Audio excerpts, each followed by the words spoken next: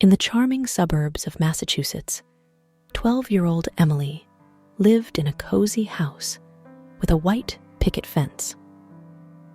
With her auburn hair and bright blue eyes, Emily was known throughout the neighborhood for her cheerful demeanor and love for animals.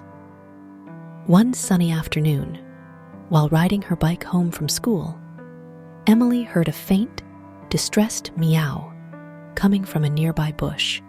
Curiosity piqued, Emily dismounted and peeked through the leaves to find a tiny, gray kitten with striking green eyes, shivering and alone.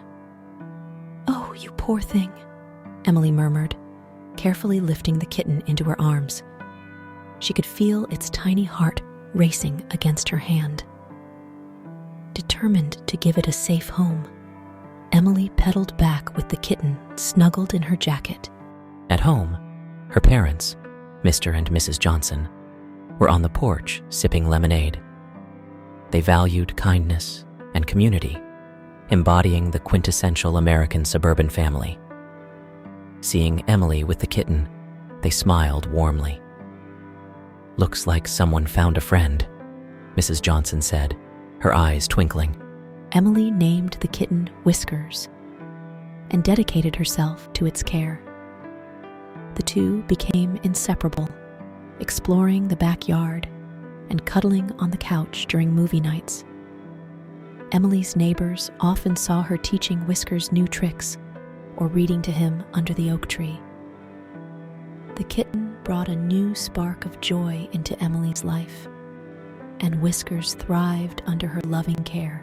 One crisp evening, while doing her homework, Emily realized Whiskers was missing. Frantic, she searched the house and the neighborhood, calling out his name.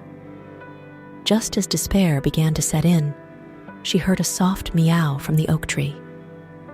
Looking up, she saw Whiskers perched high on a branch, too scared to come down.